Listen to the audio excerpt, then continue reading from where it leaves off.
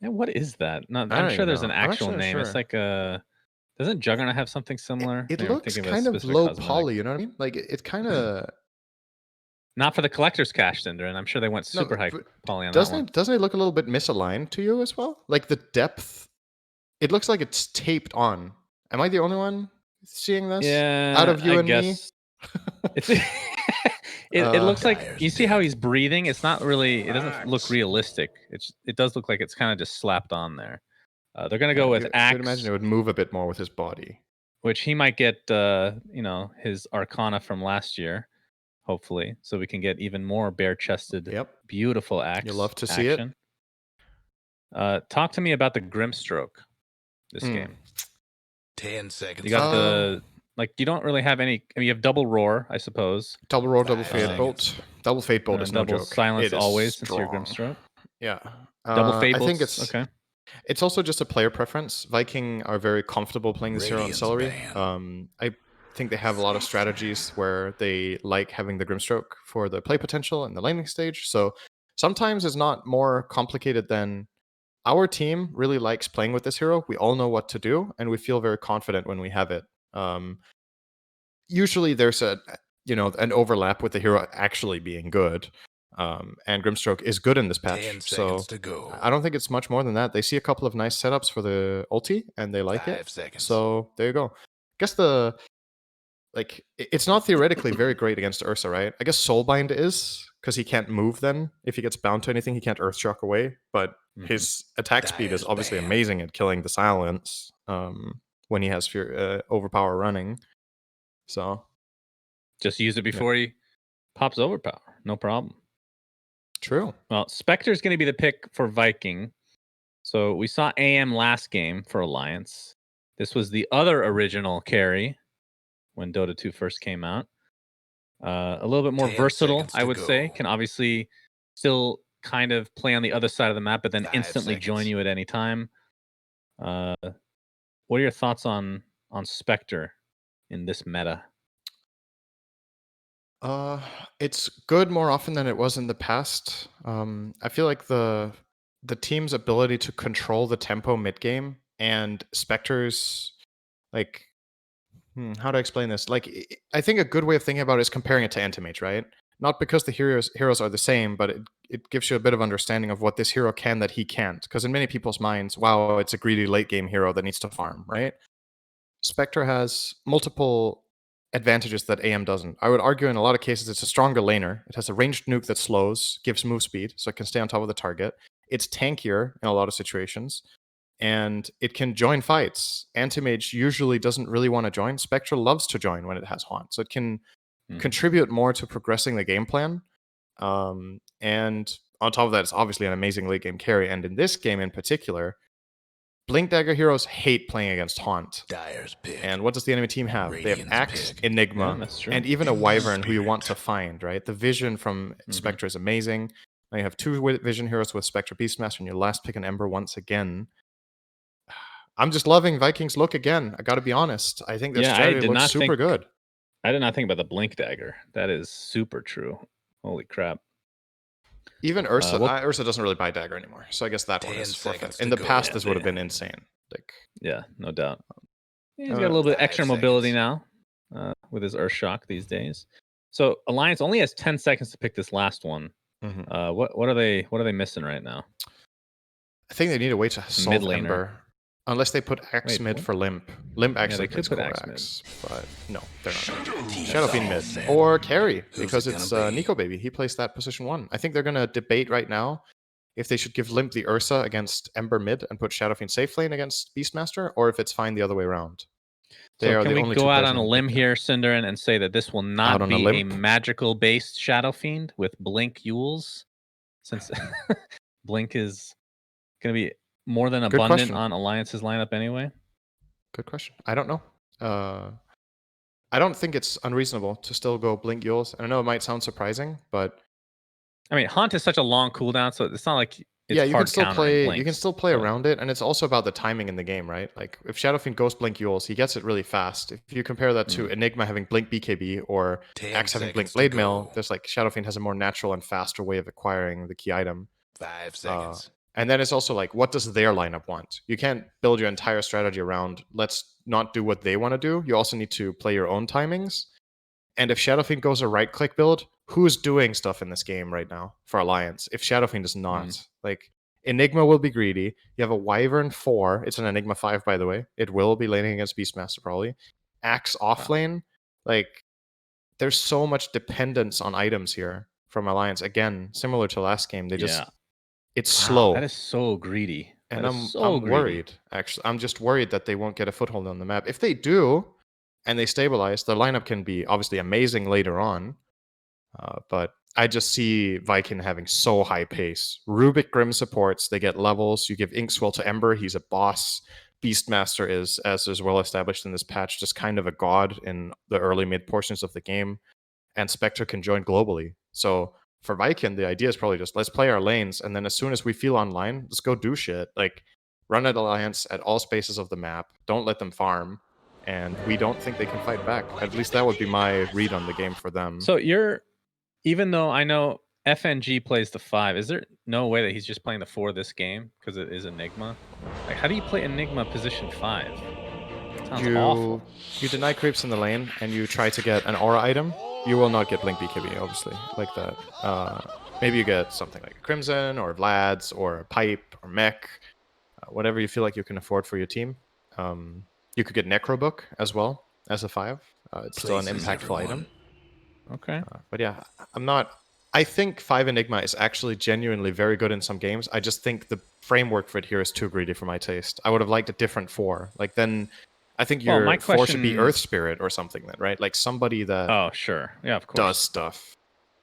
But we'll see. My question is why choose Enigma 5 when you have a Wyvern that could also play the 5 and is more common than Enigma? I think it's maybe player preference. This is one of Alliance, or Hanskin actually loves both heroes, so maybe it's FNG who wants to play Enigma, or maybe it's just you know, from a laning perspective, we want FNG to lane with Nico or whatever it is.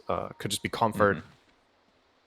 Lots of possibilities, but. So you like Viking's lineup more? I do. I definitely do. I like the lineup more, and I like their chances more as well. Okay. In this game. Now, in terms, usually don't talk about itemization this early, but I haven't been keeping up, as you know, with the Spectre builds these days.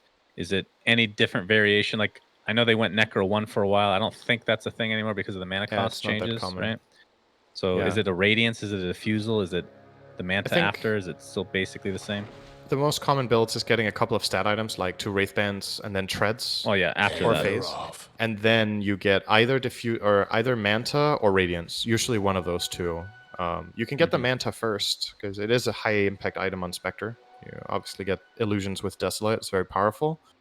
I think in this game, Radiance looks insanely good. It's even more Blink Dagger cancellation. It's evasion against Ursa and Shadow Fiend, and it's just the late game secured as well, right? Like, look at their team, how much AoE damage they're going to have with the Radiant Spectre and Ember. I don't know how you deal with Spectre late game if you go the Radiance to start. Very, very difficult. Well, top lane, we're already going to see the spam coming out of both Shad and Celery, but the counter spam now from S4 and Hanskin. So this is going to be a lot of harassment for sure on each respective side. Of course, Celery has the lowest cooldown with Stroke of Fate. Constantly up, it feels like. And mid lane, didn't really talk about this yet, but SF versus Ember Spirit. Great Shadow Fiend. How does this usually go? Great Shadow Fiend lane. That's the reason they last picked it. They saw no hero that Viking can put mid will beat Shadow Fiend. He's favored in all of the matchups. Ember it's actually a kind of, I don't know if we can call it classic at this point because it's probably like a year or two old, but this is a counter pick to Ember that has been used a lot. Just you have overwhelming magic damage, so you break Flame Guard, and if he comes up close and your razors can't hit, you still pack a punch, so you can kind of fight him back most of the time. Right. Later on in the game, it's not that black and white. Like Shadow Fiend doesn't necessarily have the best options for, say, catching the Ember. Doesn't deal too well with getting constantly poked in fights from range. So it's a lane counter mainly, I would say. Okay. Yeah, he's already... I mean, the CS is pretty even at this... I mean, a little bit favoring Limp, of course, but I'm sure it's just going to amplify as the levels come for him, as well as the souls and whatnot. Celery top lane.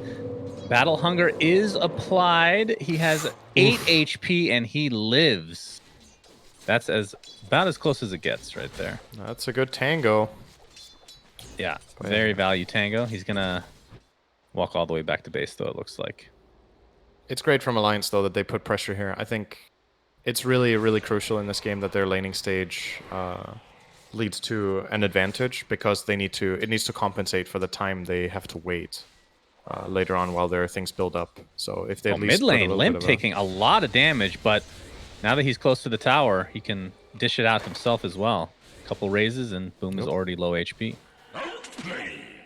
Bottom lane, we'll talk about this lane very briefly as well. Rubik, Beastmaster versus Enigma, Ursa. So like you talked about, Enigma can just take over that boar anytime. Top lane, Shad taking a ton of damage. Battle Hunger just ended. Looks like he will live. But what do you think of the bot lane setup right now as a 2v2? Obviously, Alliance are going to have a bit of an advantage in the start on experience, just from conversion. But once Beastmaster hits level 3 and Rubik hits level 3, I think they can fight back a lot more. But Alliance have built themselves a good advantage here to start. Fade Bolt, obviously amazing against Enigma. It cuts the Eidolon damage in half. Look at them. 20 minus 10. Look at how they look like Bounty Hunter, all of them as well, by the way. Very nice. I know. I was actually so surprised when they got in the game, I'm not going to lie. Like, they literally took the Bounty Hunter model, essentially. Very unique. Very good. Oh, Toby. Damn, they're so strong still with this lane just because the Eidolons are not a factor. Now Rubik cuts their damage by 13, so 20 minus 13 damage on the Eidolons. They hit for 7. Hey, it is 7 nothing. damage. Yeah. Definitely the tickling going on right there. Shad in the top lane with 11 CS right now. Yeah. It's not only him, it's also S4. Like, this game, it looks like S4 is being enabled. I think in his last game on Queen of Pain, he had some pretty tough conditions. But this time, they've made sure that he gets to shine. So all of Alliance's heroes this time around getting very good farm. And that's a good look for the future of the game, obviously. Shad, like you pointed out, doesn't have the highest CS, but there was also 6 creeps waiting for him, and he pulled into a big camp. So he's going to end up on like 25 here. Oh, the courier! Down it goes. That was actually the chainmail for S4 as he's working towards his phase boots right now. So he's going to have to wait another minute or so. Could stick TP. He is being chased. Bought as much time as possible before doing it. Very nice, actually. Very smart. I thought he was going to do it earlier, but he was like, how much space can I buy my Spectre here? Alliance kept running after him for a good, like, 15 seconds there. That was very good for Shad to just get that free space. Starting to come back for the CS, but like you said, S4 is just getting like every creep right now, as he was cutting a little bit earlier as well. Delayed on the phase was just a tad, but not by that much, considering he didn't have enough quite yet for the Radiant's Blades of Attack. Aramis bot lane, he's gonna get 2 courier kills. Happened to the Radiant's courier. Man alive. I feel like the games that we watch, there's just so many more courier kills than usual. And there's no puppy in this game either. Very strange. Not every day you see the Rubik just waddle on over and get 2 creeps. Feels like everybody's just so focused on last hit, they don't even look at the minimap for the couriers. I mean, it's also not very common that you look at the last hits, right? 38, 31, 30 to 26, 21, 21. Viking still has the gold lead. Like, yeah, that Alliance have actually got so good farm in the lanes, but the couple of courier kills and maybe the extra region they've had to buy whatever it is, Viking are basically matching them here. And this is an Alliance draft that wants to lane win, right? FNG, okay, they do get the first blood here. Nico Baby is low, but he's safe. Yeah, so Rubik ends up taking a tumble there. Mid lane, we're seeing more back and forth. A lot of damage was done to this tier 1 in favor of Alliance, as an invis rune is on Limp. Not sure if he actually wants to go anywhere with this, though. He probably will just continue to farm the lane, push it out, go into the jungle, or just take out that tower eventually. Celery. Looks like he's going to get called here from S4, who now has his phase boost, so he is quite strong. So it is 2v1 right now. We'll continue the pressure. I don't think he can get this kill. He's going to take some damage as a result, but the Stroke of Fate is juked that time around. Limp. Oh, actually, he does pop the invis and immediately TP's bottom. So see if they can set something up here. But they're not expecting this move for sure. Yeah. Obviously doesn't have Reckoning of Souls yet, but So much for the Are they does pinging? have level 4 raise. They actually realized, Oh, wait, where did interesting. Shadowfiend go? He's not mid, and we know he has an invis. He was too... It wasn't... Yeah. How to say... Nico wasn't high enough health that he could go in immediately, so they had to kind of wait. Shad top, they're trying to trade for celery. They will do it here. 1 for 1. S4 now. 1v1 versus One more Shad. spin would Shad do not it. interested in Oh, this. he's not 6. Never mind. But if he would have spun from that 1 range creep, he would have got level 6 and got him under the kill threshold. That would have been really sexy, but didn't happen. Very sexy. S4 is going to continue to just pull these waves, combine it with some neutrals. Good old Ko the Bold right here, taking a lot of damage. Some are stolen here from Celery as the trusty shovel comes into his inventory. Always a handy Easy one. solve. It's like, oh, convenient. Oh, very nice. Mid lane, we're going to see the 1v1 battle of the ages. No, Remnant away. Wow, that was truly epic. Thanks for that.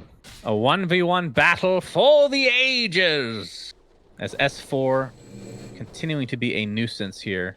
But this allows Shad to, I mean, now that you have 2 Wraith Bands with Quelling Blade, you should be able to last it pretty easily under the tower. But S4 just continuing to get a ton of farm. Actually, top of the net worth of the entire game right now. So, The rune of haste. see if you can get that fast blink next. As he looks to be chased here, boom, with that haste rune right now. Searing Chains is online.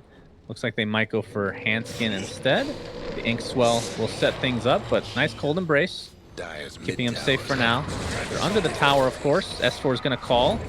Boom, with that Remnant, ends up helping taking out the Wyvern in the end. So Not too good rotation, bad for but ends Alliance. up getting limp with a tower mid here, syndereN. Yeah, exactly. He trades for the tower, and they only found a support. I think they were really looking for the Axe kill there, but yeah, not the dream outcome exactly for Vikingg there. And minute 9 mid tower is very, very good. So I think Limp should be happy about this. Let's see his itemization plans. Since he went treads first, I don't think it's gonna be the Yule's buildup. It is still possible, but he might go a different route. I think a lot of the time we see Yules, we see it with brown boots, and you just really get that Yule super fast. This might be a combat build like you predicted. Maybe Silver Edge against Spectre. Oh, yeah, that could be interesting. It's a possibility. Don't know. It's not a very What are popular your build thoughts? anymore. What are your thoughts on Nico Baby building towards a Drum of Endurance right now on the Ursa? Wants to get involved early, I suppose. Yeah, I think again, it's like Alliance are identifying that they might need to itemize a bit for staying afloat at that mid game timing, and then he'll probably buy Battle Fury after this drum, I think. But it's just some sort of value where they can group up with their heroes and take a fair fight where they feel like they have a good shot, and then obviously scale very well later on with both their supports. S4 going for the bounty rune. Looks like this is going to be the first team fight of the game, potentially. Boom. A lot of damage being done, and S4 is going to be the first casualty. Boom. Attempting to get up. These right clicks from Shadowfiend are crazy strong, but he's going to be silenced. Lifted as the Requiem was about to go off, and they're going to find the kill as well. So Vikingg with a 2 for nothing. Well executed bounty fight. Great rotation on the Rubik. Really was the difference maker there. Yeah. Very nice. And in the meantime, they're not even suffering much of a loss here because guess what Beastmaster can also do that we didn't talk about? He can also farm Ancients, by the way, when he has Necro 1. So even though he doesn't like laning against Ursa, he doesn't really need to care. He has a great plan B that is basically as good as plan A. So just plans all over. And he seems to be just wanting to maybe try to take some farm away from Ursa here in the jungle. And Nico will just yield, run away, and get settled for the small camp, whereas Toby will bully his way to a big camp, basically. Yep, looks like Shad is targeting towards getting that Radiance right now as they're going to apply some pressure to S4. TP support with FNG is here. Gets the Malice off into the black hole onto one, but the Ink Swell is enough to cancel it. Very quick succession, and it was actually the black hole stolen. As we talked about that pregame, very easy to do so. S4 getting chased with the first haunt of the game from Shad. Another, still needs a couple right clicks, I think. The tower's going to help out with the dispersion. I actually thought he might have chosen to dive that. He could have sticked in treads and then had a dagger in 3 seconds. Oh, he might go back in. Dagger is online. That's a level 4 dagger. He's going for it. He's going to get called, but there's TP support for Alliance coming in now. Looks like Ember Spear is going to help finish him off a little bit too late on the ult from Hanskin, but they might be able to get Shad either way. Inkswell is going to be on 2 heroes. No. This is a tier 2 dive at minute 12, and they're going to find 3 heroes, and no one will die on their side. Oh my Complete goodness. disaster for Alliance. Man. Oof. They're not bringing the hero that needs to be there, right? It's the Shadow Fiend and the Ursa that can take this fight, but Ursa had TP cooldown, and Shadow Fiend had TP cooldown. So they brought the ones that they could, but it's just not the right heroes. Like, the Enigma Wyvern duo don't take fights like this very well, especially when they have Black Hole on cooldown, right? It looked like a great Black Hole immediately. He casted super fast on the Ember, which was very impressive, but obviously didn't account for the Rubik spell steal and didn't account for the fact that Ember was Inkswelled. I don't think they actually even saw that going in. So yeah, just solid stuff. I don't think I even saw that. I saw it when it went off. I didn't see it either. I don't think I had the audio cue, but I heard the audio cue when it exploded. Yeah. But yeah, good stuff way, from Viking. Again. They're huge playing fight good for Dota. Viking. That was about a 2,000 net worth swing, I want to say. They were about 1K behind, which obviously, as you're working towards this Radiance, that's when Spectre truly comes online, even though he's still useful in these fights, unlike an AM, as you were talking about. It's kind of like, think back a year, and now I tell you that Spectre is having a huge impact, minute 13 being part of tons of kills, and Ursa is standing in lane hitting creeps. Like, it's how the tables have turned. Now, was his... do you know if his TP was on cooldown for Ursa or something? I don't think so. It was there. It was, okay. yeah. But, like, obviously I'm painting it very black and white. Like, Spectre has always been able to join fights, but it's really... I think the pro players have just got a lot better at utilizing that small advantage to turn it into something big. Looks like Hanskin is going to be the sacrificial lamb here for Alliance. And the gold doesn't look that bad, 1. right? Like, the gold doesn't look too bad. They're only less than 1k behind. But it's just, like, this is when the hard part of the game begins, in my opinion. Viking have the threat on you of getting Radiance. Their Beastmaster is getting Necro 3 in 1 minute. And the Ember is online, and they have levels on Grim to make Ember strong. He has 4 levels in Inkswell. I do like this. Is a really good they are going to get roast. That's good. Yeah, that's really good. They definitely needed it. So Aegis now on Nico Baby. They can get ultra aggressive if they want. Blink Dagger is almost there for S4, so they might just wait for that. Or not. I mean, when Grimstroke presents himself, I guess you take it. Yeah, not really. I think Celery was kind of uncertain what he wanted to do there, and ends up actually losing a dominating streak to SF. So Limp kind of munched that up. Went for the Yasha, by the way. I'm not sure if you mentioned that. Nope.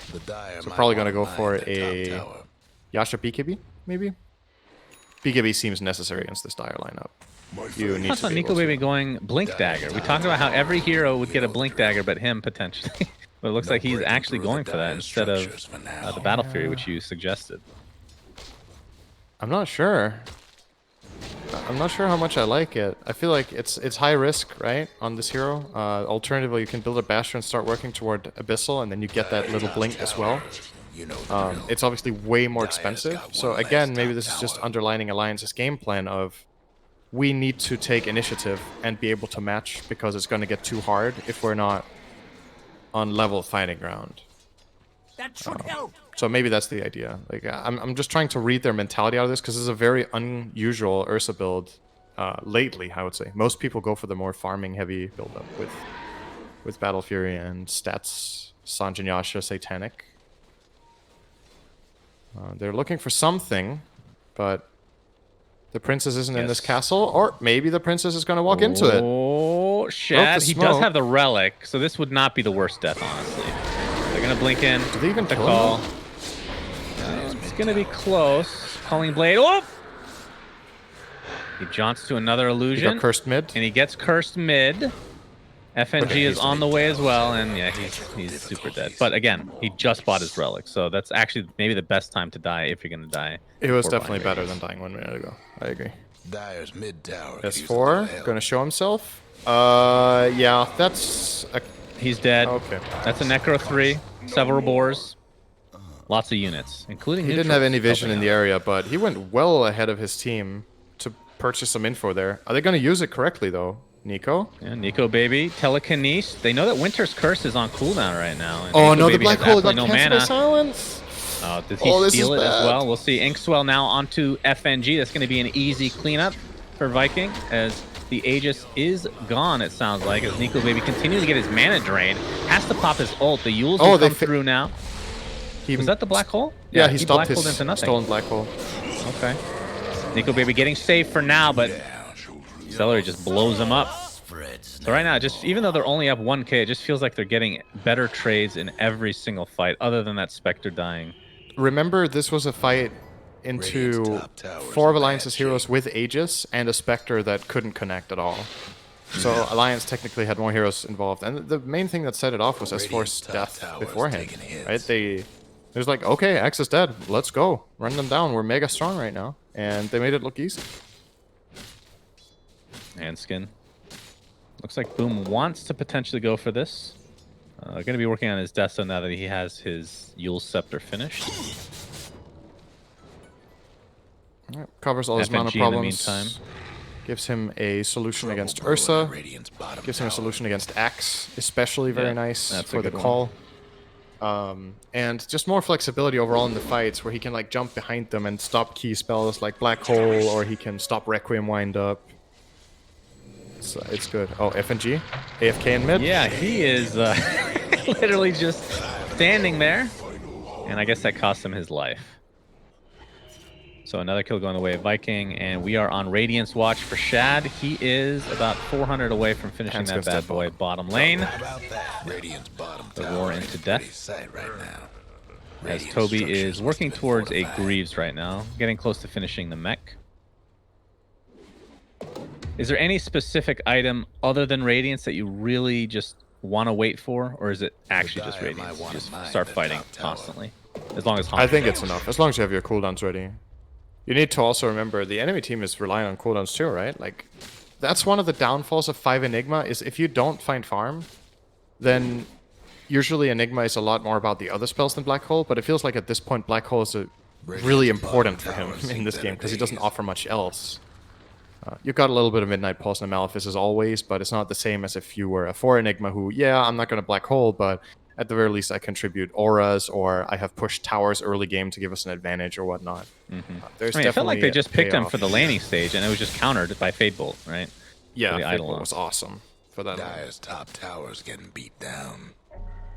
Well, you can see FNG here in the bot lane, and Ember's going to start off his normal combo with the Necro units coming very slowly. It's going to be a painful, slow death for FNG, and likely the tier 2 tower is next.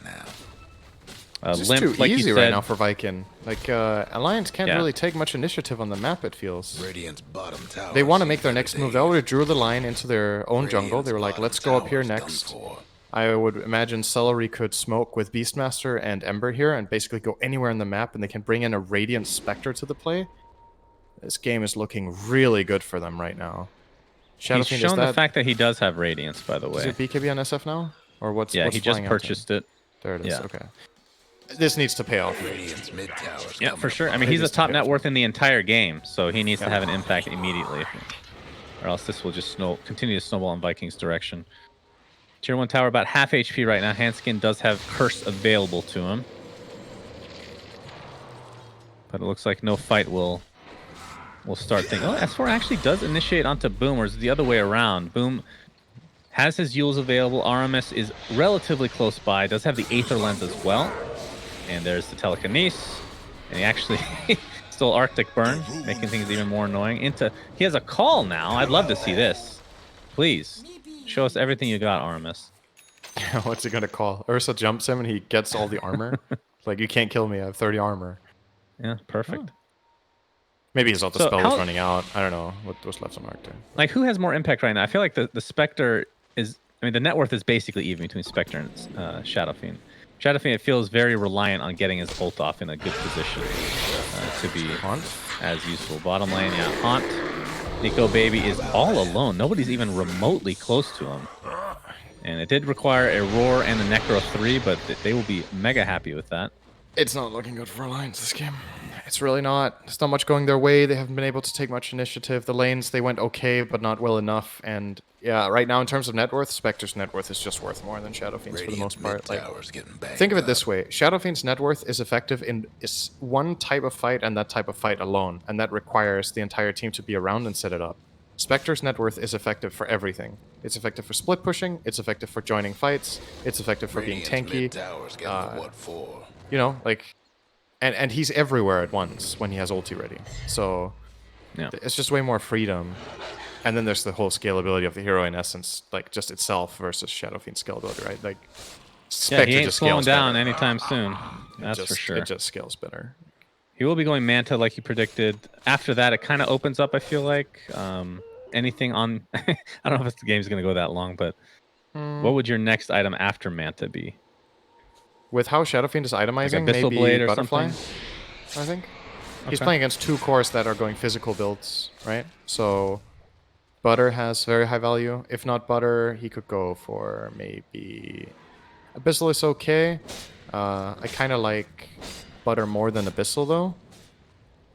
So it would we either never be... even talked about Nico Baby's item build, by the way. He did not go Blink Dagger. It was the Deso. He went Deso, but they haven't used it. Alliance seem a little bit unguided in the game because they're pressured Feels like all they the want time. Roche. Yeah, it's the one thing that has worked for them so far in this game, so they gotta try to come back to that and see if they can get an Aegis cheese and maybe do something with it. Their first Aegis ended up wasted. It did nothing. So they have to try to get this secondary Roche and force a Shadow Fiend type fight around it. Ideally for them in the pit. But once again, imagine being in Alliance's position in the game right now. You're playing super positioning-based heroes like Axe, Wyvern, and Enigma against Haunt and Hawk. Difficult to know where you can... I feel like Smoke is your only friend right now. Well, Viking's the one that smokes here. They know Roshan is up because of the Hawks, and I believe a courier was also scouting it for Alliance. They saw the smoke. That they do now Their as Hawk well. saw it. This can end so really, double really smoke. badly for Alliance. So who gets the initiation off? Toby does have Roar, but he is super tanky. Necro 3 and Greaves. Looks like the lift onto Axe into the Grim ult. Shadow Fiend double almost roar. Gets off his first Requiem, but yeah, the double Roar comes in tow. And FNG already extremely low. Can't even get off his black hole at all right now. And it looks like he will just spill immediately. So the first casualty, there's the Winter's Curse. Ember Spirit taking a lot of damage. Limp finally able to get off a Requiem of Souls, but Boom will just shrug it off and walk away. Nico Baby extremely low right now. If he's going to continue to get chased, he's going to turn things onto Boom, but there's the Yule's counter again. A 4-for-1, make it a team wipe, and all they lose is Rubik, not even remotely close these fights. Shannon, it happened. It happened. It almost. The Rubik almost survived Ursa because of stolen. The call. It actually I didn't see that. Yeah. He just barely died because he got so much armor that he could tank Ursa for quite a while. But yeah, that's just the problem right there, right? It's the issue in a nutshell. If Viking know what's coming, it's relatively easy for them to position themselves properly. They can bait out their tanky Beast Smasher, like you said. He gets immediately glimmered by Celery, so he won't die. And then the Haunt comes in, and the whole fight just breaks up. Like, Alliance... Enigma can't play this game right now. Like, what's he supposed to do? He gets haunted, Spectre jumps on him. He can either black hole a Spectre, and it won't matter, or he can die. Both options are terrible. Yeah, it's a lose-lose. No doubt about it. 13k net worth lead for Viking, and I don't think this is slowing down anytime soon. Yeah, looking pretty good. I mean, the one thing that Alliance does have going for them is they have very good team fight when their ults are up. But of course, they always have to worry about this Rubik. Like, you can just... Like, FNG has been... Not him as a player. This hero has been utterly useless this game, syndereN. It just feels completely worthless. Yeah, it felt like it was its laning stage, and that's kind of it. And obviously Alliance gave away Beastmaster willingly, so this was their response plan as a strategy overall. It has just not worked. There's not much to say, it's just not worked. I mean, I can see it definitely working if there's no Rubik, right? That's a completely different story. Which is why you always see the Enchantress counter to the Beastmaster. But Enigma taken out again. Not really worth that much at this point, but they'll take the kill. And Boom is the one with the cheese right now, by the way. He's actually going full minus armor, so Deso into AC. So both teams actually have a lot of minus armor. Both the Ursa with the Deso and, of course, Shadow Fiend's passive. Trouble brewing at Radiant's bottom tower. Enigma up in 15 seconds, still has his black hole. I mean, I think at this stage it just has to be on the Rubik, and then you just can't get stunned or silenced by anybody else. It's very difficult to actually execute this. Because there's the initiation, Grimstroke double, Beastmaster roar again. Limp will actually get. I actually can't tell if that was the Death Requiem. Only. He got it off. He got it off. So that But was he a died in double the same Requiem second. essentially. Have fun trying to bust Not down really doing that Radiant much other than structures mitigating now. a little bit of damage here. And this will likely be the GG push, but you never know. Wow, look at that lift range. Jesus, that's so insane. FNG blown up. Chad still has the Aegis, so not too worried about this. Buybacks for 2 heroes on Alliance now. Nico Baby is already expended in Rage. Might have to go back and heal as a result. And Chad will just finish off this tower at the very least. See if they end up continuing this or not. Winter's Curse onto Ember alone. Nobody was near him. Really good positioning from Viking. That's a wasted, big ulti wasted. And Enigma, that is a dieback. Didn't even get to use Black Hole.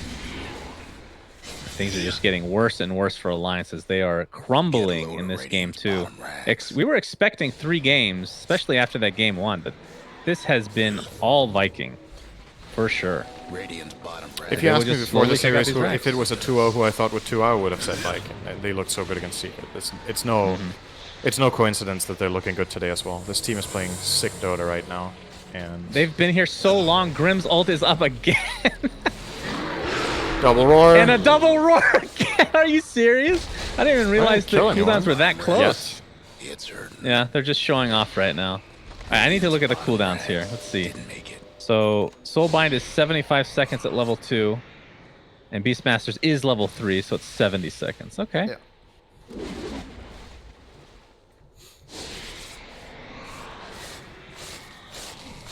Yeah, I don't know. They have the Roche taking capabilities, even more minus armor now for Viking with that Orb of Destruction. But it's hard to fight into this Rubik. Rubik was such... How late was Rubik picked? Do you remember? Second pick. Okay, so it wasn't like a First super pick late Beastmaster, then it was Enigma Wyvern, and then it was Rubik. There's the Haunt. This could be the last fight. Yeah. He has to Black Might Hole. as He has well to finally be do it. Black Hole Oh my onto God, 1. they're He gets it dying up so for a fast. little bit, but the damage has already been done. It's a 2 for nothing. And Okay. a stolen Black Hole onto the Shadow Friend. And that is going to be 4 dead in favor of Viking as GG is finally called. GG wrong. Is that what he said? Yeah, Spectre has a voice line that's wrong. Wrong. Well, that was a mega stomp, syndereN. That was a trashing. I feel like, again, my conclusion on this series, Viking plays really good Dota right now. Alliance are not playing their hottest, and I think Alliance's drafts are too complicated to execute. It's really hard. The things that need to happen are difficult to do. And Viking just playing some super strong meta picks right now and executing it very well. They're super good. I think this team has a good shot in this tournament at making top 3, if not even the grand finals, if they keep playing like this. Like they look super good to me. Yeah, I've been very impressed. I was very actually nice. surprised. I didn't get to see all their games, obviously, but I was a little bit surprised, even though there's a lot of good teams in this tournament, that they actually were in the lower bracket to start based on how they Yeah. played. And that's because, I mean, their group had, Nigma and Secret, right? And they lost Yeah. 2-0 to Secret in 2 pretty close games, especially the second one.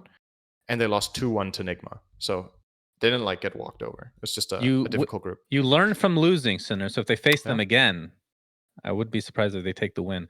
So that is the end of this series. Viking takes it 2-0, which means Alliance is out of the tournament, and Viking will play the winner of Virtus Pro versus OG, which I do believe is the next series. So we'll be back in a couple days, but enjoy the playoffs until then, friends. SUNSfan and syndereN saying goodbye. Bye.